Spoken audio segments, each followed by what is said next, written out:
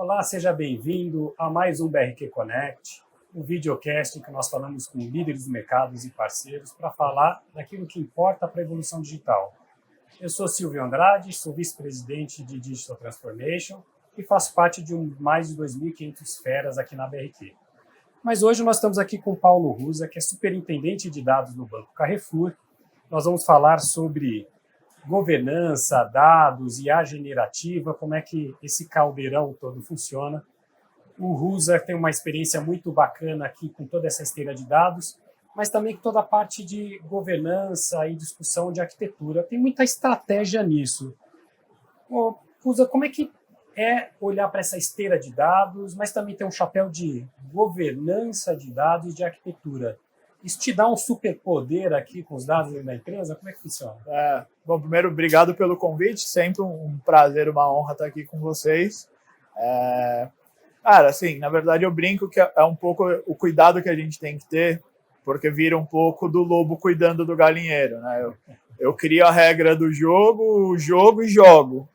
Mas é importantíssimo a gente ter essa estrutura. Para mim, ela funciona como se fosse uma engrenagem, literalmente. Então, eu tenho ali um time de arquitetura que entende as necessidades do negócio e é um time que a gente fala que ele tem que trabalhar nos 3 momentos, né? Um time que tem que olhar para o que já está sendo feito, para o que já está implantado, em como melhorar, estabilizar e sustentar a performance do que está funcionando.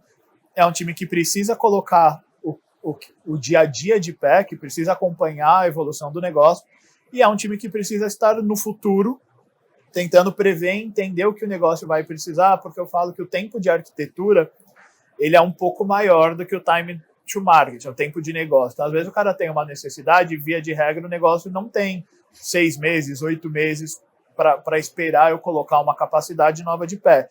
Então, nosso time de arquitetura ele precisa estar o tempo inteiro olhando para o futuro, tentando prever qual é a capacidade nova que o negócio vai precisar em algum momento e já começar o foundation disso para que a gente consiga, quando o mercado, quando o negócio acionar e trouxer uma necessidade de fato, a gente está pronto para atender num tempo mais adequado, né? Então, o time de arquitetura ele tem este perfil de ficar transitando entre passado, presente e futuro, olhando muito para um viés de tecnologia.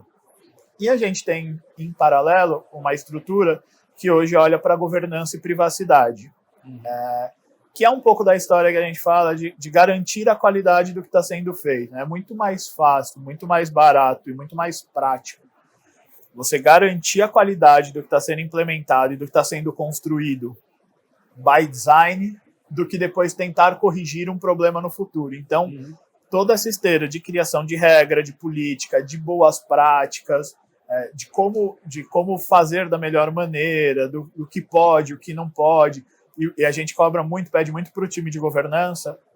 Eu falo olhar um processo que é, primeiro, né, processo, para depois a gente olhar para a tecnologia e, por último, a gente faz política, e não o contrário. Eu vi muito governança trazendo política, principalmente porque a gente tem bons guias referenciais de mercado, você tem Dama, você tem MIT ali, que já são frameworks que trazem boas práticas, e aí você às vezes tentar implementar um framework existente ou trazer uma política já consolidada de alguma outra empresa ou de algum outro lugar para implantar na sua empresa, acaba sendo um pouquinho mais complicado. Então a gente sempre fala para o time, entende a política, entende o processo, né? Olha o que o time está fazendo, olha como o time está funcionando, ver dentro de casa ali quem faz melhor, times que estão fazendo a mesma atividade, quem às vezes está performando um pouco melhor num ponto, quem está performando melhor no outro, e aí de maneira mais orgânica tenta balizar isso, criar as boas práticas para que todo mundo siga um fluxo mais estável, tentando trazer as melhores práticas de cada um para a gente conseguir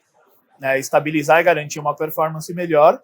E aí quando a gente já tiver um fluxo mais estabilizado, rodando, com métricas que eu consiga acompanhar, que eu consiga olhar, e o negócio já é mais palpável, aí sim a gente transforma isso numa política, né? Então, eu transformo em política um processo funcionando e não tento enfiar um processo dentro de uma política pré-existente. Eu acho que a sacada que a gente teve, que foi super importante em governança, foi essa, de entender este fluxo. E aí isso acaba se azeitando de uma maneira quase que orgânica, né? Então eu tenho ali o cara que está olhando o passado, presente e futuro, olhando para toda essa esteira de tecnologia, e ao mesmo tempo eu tenho um time que, ainda que esteja na minha estrutura, por isso que a gente brinca, que é um pouco do lobo cuidando do galinheiro, mas assim, são gerências diferentes, e o cara tá ali olhando para garantir que o que está sendo desenvolvido, pensando com cabeça de sustentabilidade, enfim, de estabilidade de negócio, garantir que aquilo ali seja escalável, seja sustentável, seja duradouro, enfim, que siga as melhores práticas que a gente tem aí dentro da capacidade do time. Você falando, né, eu vejo algumas características que não é comum quando a gente fala dessa estrutura de dados, né? Você está com um olhar muito de entender o seu contexto, né? Eu não sei se é uma característica de cultura de servir ou de entender que a sua área, a relevância dela está quando ela entende todo esse contexto, né? Mas eu só queria confirmar se é isso. Eu estou vendo muito você falar de, a partir do ambiente, do uso dos meus pares das áreas e as suas necessidades, é que eu tento controlar e organizar para que isso funcione e tenha uma fundação que atenda a área de negócio, mas cumpra os requisitos de segurança. É esse o caminho que vocês têm adotado? Eu acho que é este o caminho que faz sentido, né? A gente tem percebido, quando olha para o mercado, eu vejo essa tendência. Por muito tempo, eu tenho uma carreira, a maior parte dela em governança, e nos últimos 4 anos é que a gente foi trazendo as disciplinas de arquitetura, engenharia e outras disciplinas.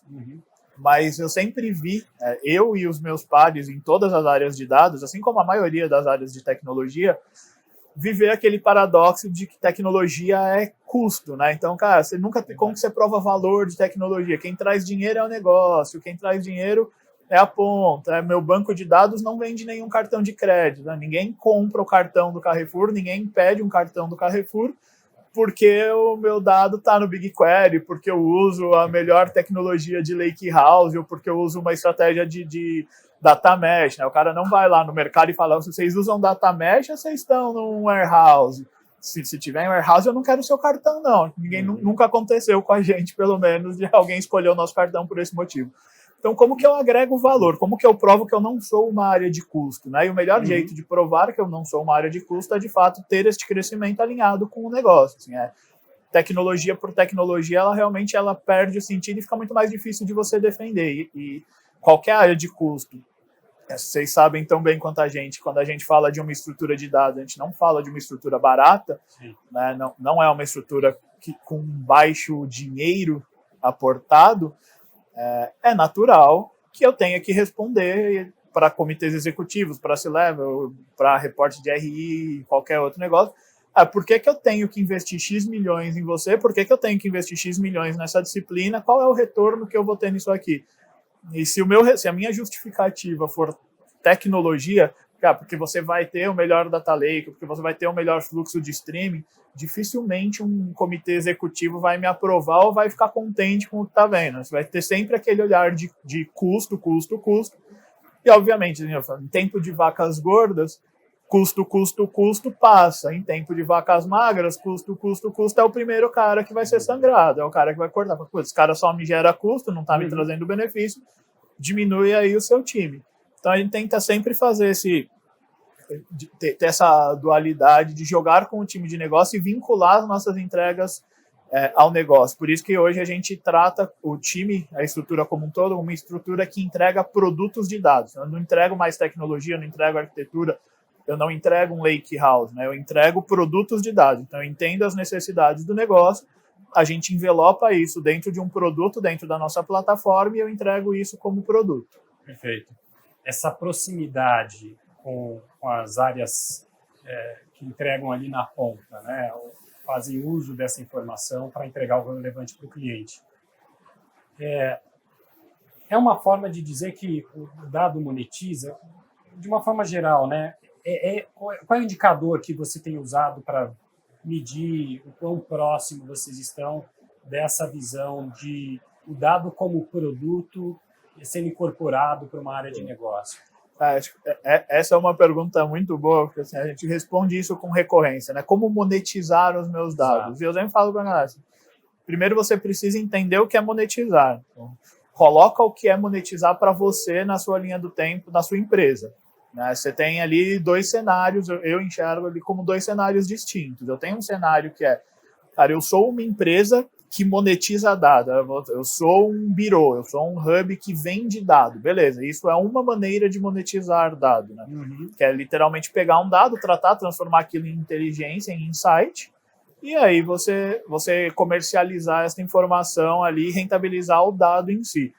Mas não é o único jeito de monetizar dado, né? Eu, no Banco Carrefour, que não tenho a pretensão neste momento, a gente nunca sabe o dia de amanhã, mas neste momento não tenho a pretensão inicialmente de monetizar o meu dado, de vender o meu dado, de vender a minha informação bancária, posso monetizar de N outras maneiras. Então, eu posso criar desde relatórios que consigam apontar melhorias de eficiência operacional nas minhas estruturas, então, desde dados que são que a gente trataria como um indicador ou como um dado mais gerencial, né? Se eu só entrego para você um dado gerencial para você acompanhar uma métrica do seu time, aquilo realmente vira um KPI que você só vai acompanhar e cobrar um SLA maior ou menor ali do time. Se eu entrego isso com um nível de inteligência onde você consiga enxergar através dos dados oportunidade de melhoria na sua operação e buscar eficiência, nesta eficiência reside monetização.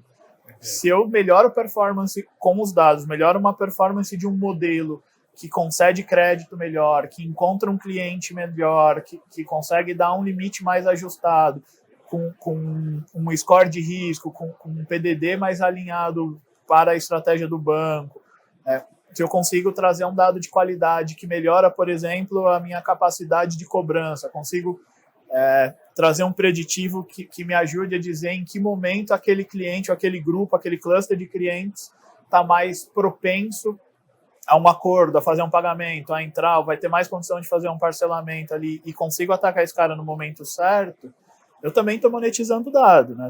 Por mais que o produto vendido seja um produto de acordo, de parcelamento, ou o que quer que seja, através dos dados eu consigo gerar também essa monetização dentro de casa. Então, o importante estar vinculado com o negócio é você ter essas métricas de guarda-reio. Eu sempre falo, cara, como era o mundo antes de você chegar para os pares de dados, né?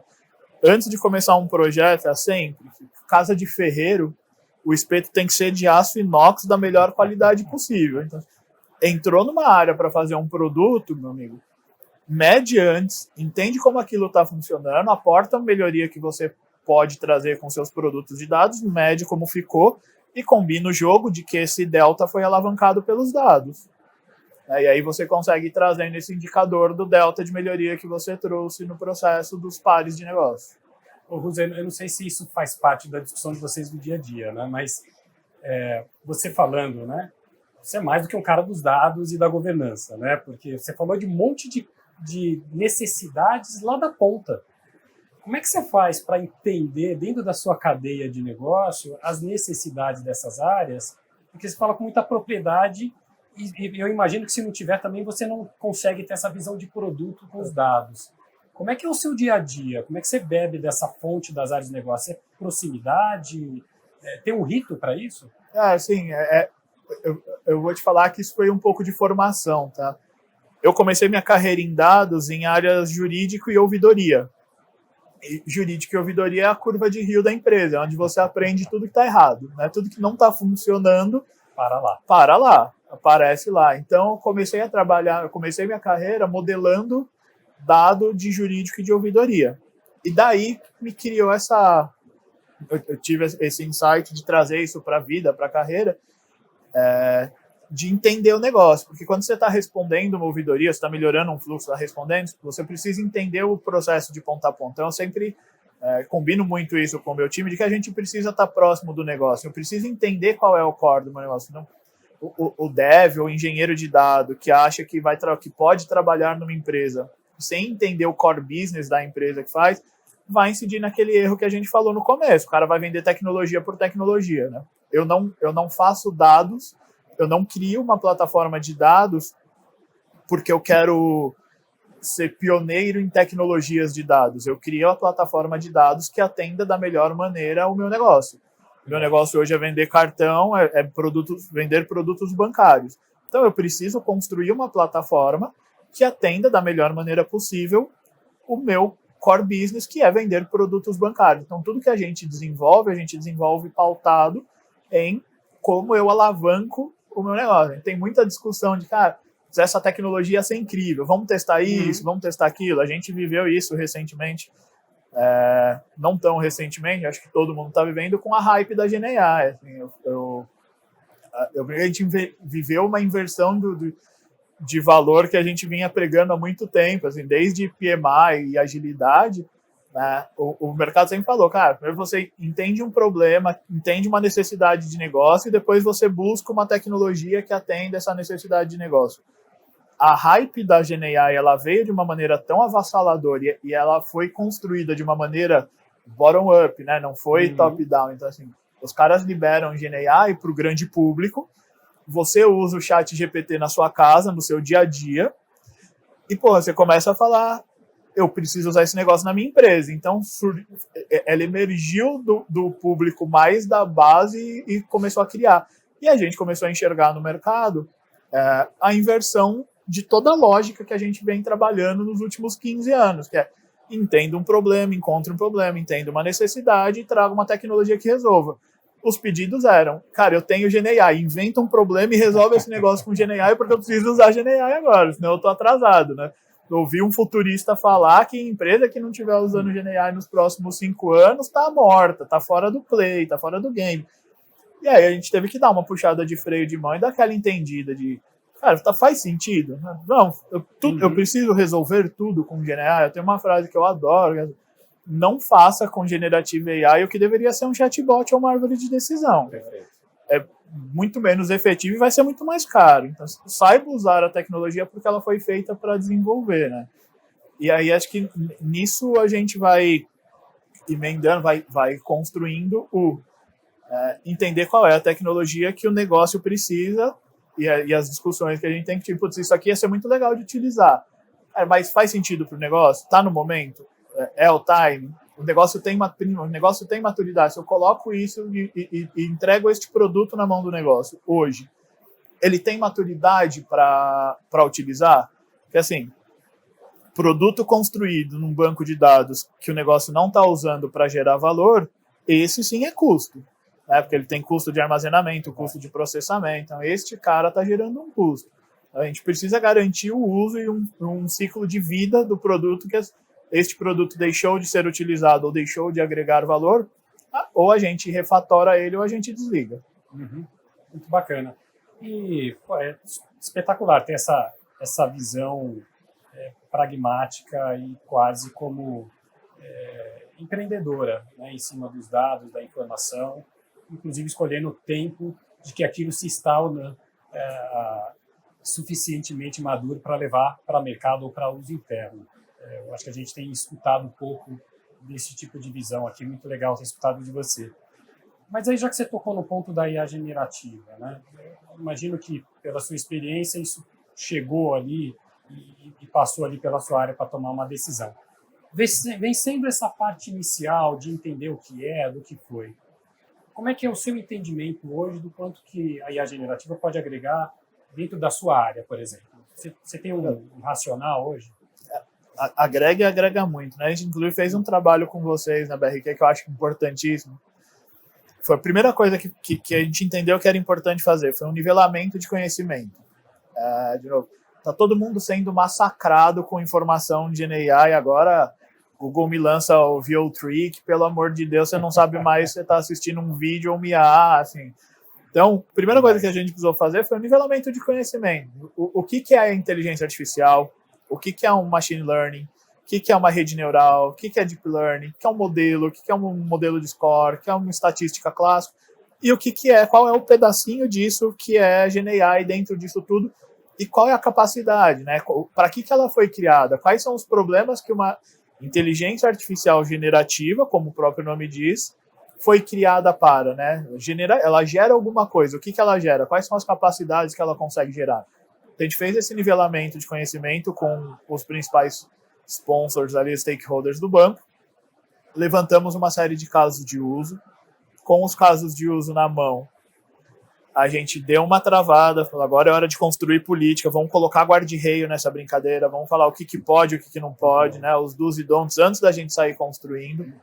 Aprovamos uma política com o comitê executivo qual o risco a gente estava disposto, qual era o nosso apetite a risco quando se fala de Generative AI. Com isto consolidado, agora a gente está retomando o tema e falou, pô, beleza, então temos os casos de uso, temos uma governança, temos um comitê instaurado que vai fazer as avaliações desses cases, agora a gente pode começar a acelerar o tema. E aí, quando você fala para dados, cara, isso me ajuda de infinitas maneiras. Então, desde fazer um code review, fazer uma migração usando inteligência, a gente tem ainda algumas migrações de ambientes legados, que a gente está migrando para um ambiente novo, que uma inteligência artificial consegue fazer essa conversão de código de maneira extremamente mais eficiente, rápida e barata do que um dev abrindo código e tendo que transformar de uma linguagem para outra, revendo o processo. A gente ainda tem uma dificuldade, né, um desafio que o mercado lança, que eu falo, o cara que conseguir resolver isso vai largar bem na frente quando a gente fala de uso de AI para tecnologia, que é como eu faço no meu mundo um otimizador de query. Né? Hoje, o meu ambiente de GCP, eu pago por dado processado. Então, meu maior custo é uma query não otimizada, não performática, rodando no meu ambiente de uma maneira que poderia ser mais barata e ela está ali gerando um billing, gerando uma conta porque não é performática. Para uma inteligência artificial, com uma GenAI que conseguir olhar para aquele código e não só fazer um code review, hoje ela faz um code review, ela vai apontar erro, né? Isso aqui está errado, essa sintaxe não falta essa vírgula, melhor isso aqui, essa função não é da melhor maneira, mas ela não consegue ainda fazer uma otimização de query, reescreve deste jeito que é mais performático. A hora que a gente conseguir, a gente vai conseguir em algum momento fazer isso. Para mim, assim, é a cereja do bolo que está faltando para dizer que a AI revolucionou o mundo dos dados, inclusive. Perfeito. A gente tem olhado para algumas abordagens de taxonomia ligado à IA generativa para ela poder entender a query. Eu acho que é essa fronteira que falta. Ela poderia otimizar se ela entendesse do que está se falando. A gente precisa trabalhar nisso para ela poder ter essa capacidade, né, de fazer esse trabalho ali final.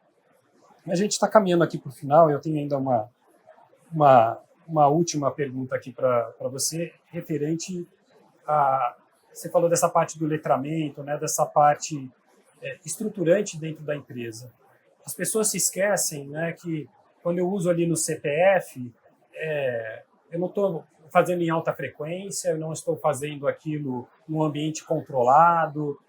Se eu tento duas, uma não deu muito certo, tudo bem, é para mim, né? Isso não está como uma máquina funcionando, como precisa dentro de uma organização e isso ser estruturado. Hoje, quando você fala das políticas e do uso da IA generativa no seu ambiente, vocês estão criando esse ambiente, esse fundacional, para que ela possa funcionar em uma frequência de acordo com os casos de uso que estão sendo levantados? O que a gente adotou de estratégia? Tem uma política, a gente fez esse trabalho de nivelamento de conhecimento. A gente está lançando, em primeira mão para a galera do banco que assistir, a gente está lançando um treinamento agora. 2 frentes de treinamento. Estou lançando um treinamento from zero to hero para os usuários, um pouco de otimização de prompt, qual a melhor maneira de escrever um prompt, como eu uso, como eu converso, como eu valido, qual a melhor maneira de utilizar a GenAI. E a gente pegou um grupo que a gente está chamando de Champion, então a gente escolheu 20 pessoas ali das mais distintas áreas de negócio, com os mais distintos know-hows, e a gente criou um treinamento, trazendo um treinamento mais avançado para essa galera, para que esses usuários sejam os disseminadores das boas práticas e do engajamento, do incentivo disso. Né? Dentro da minha estrutura, eu tenho uma estrutura de cultura, então tem uma parte que olha para toda essa parte de cultura e treinamento, e a gente vem fazendo esse trabalho, tanto de conscientização quanto de treinamento e de preparação dos times, para realmente eles poderem trabalhar com o GenAI da melhor maneira possível. Vai estar aí um tema, né? Eu tenho visto pouca discussão sobre como trazer o tema da IA generativa para o engajamento cultural. Então, hoje, a intenção de vocês é democratizar esse conhecimento lá dentro. A ideia é essa. A IA generativa, e aí eu falo até como grupo isso, tá? A gente tem feito esse trabalho em parceria com o grupo. A IA generativa, ela não facilita só a minha vida, né? Ela facilita a minha vida, ela facilita a vida do cara da controladoria, da contabilidade, facilita a vida do cara de facilities, facilita a vida do estoquista lá na ponta no supermercado, facilita a vida da caixa, facilita a vida do repositor no mercado. Né? Assim, é uma tecnologia que, de fato, vem para popularizar. Então, a gente precisa falar para todo mundo e explicar para todo mundo a melhor maneira de tirar proveito, de fugir de alucinação, de realmente extrair algum tipo de valor. Um prompt já é muito barato, mas ainda gera algum custo. Então, assim, utilizar para ficar trocando receita com a família não é, né, fazendo o dever de casa para o filho, não é o melhor. No corporativo não é para isso que a gente quer utilizar. Então, gerar toda essa cultura, esse engajamento, esse entendimento do público de que isso passa a ser uma ferramenta de trabalho, né, é quase que um novo e-mail. Assim. Hoje, quando você entra na empresa, você tem que ter um e-mail, sua senha de rede, seus acessos de rede e uma conta numa ferramenta de GenAI para você poder utilizar no dia a dia. Assim, eu acho com pouquíssimo medo de errar que nos próximos 2 anos vai ser quase que commodity. Todo mundo vai precisar ter na empresa. A empresa que não tiver um assistente pessoal ali de GenAI num ambiente seguro, numa infra segura dentro de casa, que o colaborador consiga trocar informação pro dia a dia dele, essa está largando muito atrás. Muito bacana, muito bom. Cultura de dados, cultura de IA generativa e democratização do uso. Isso aí. E segurança e privacidade by design sempre. By design. Muito bem. Agradecer muito o Ruza aqui pela presença, pelo bate-papo. Obrigado. Eu que agradeço. Então, sempre aí. Legal.